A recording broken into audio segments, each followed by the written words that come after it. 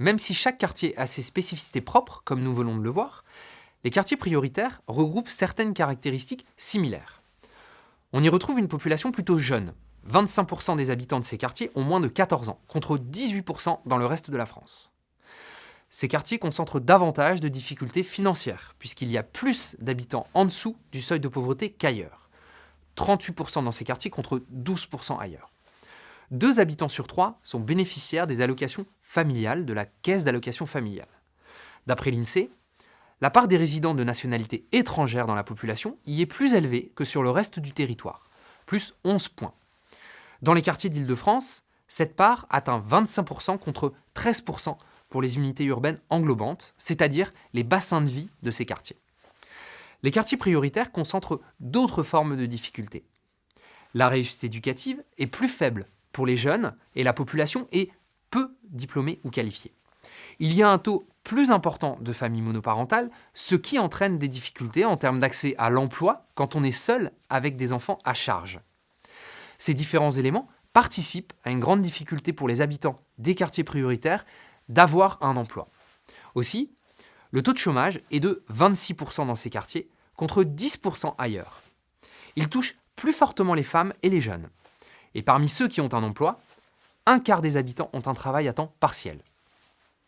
Du fait des difficultés financières rencontrées sur ces quartiers, la difficulté à trouver un travail, 2 tiers des habitants vivent dans un logement social. On note également un déficit généralisé de soins médicaux et un manque d'équipements de santé de proximité avec, pour conséquence, des habitants qui renoncent aux soins. Aussi, 1 habitant sur 4 déclare avoir renoncé à des soins dentaires pour des raisons financières. On retrouve enfin, sur ces quartiers, un sentiment d'insécurité plus important qu'ailleurs.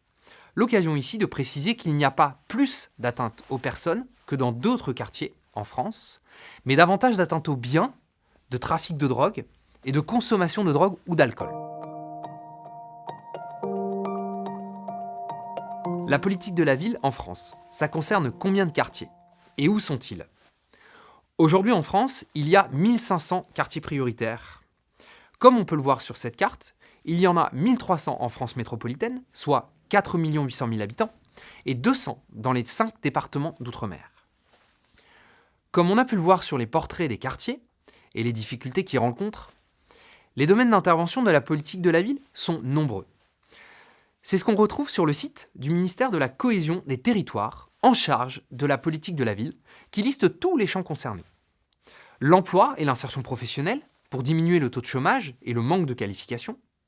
Le développement économique, pour attirer les commerces de proximité, les entreprises dans les quartiers. L'éducation, pour améliorer la réussite scolaire des enfants et des jeunes.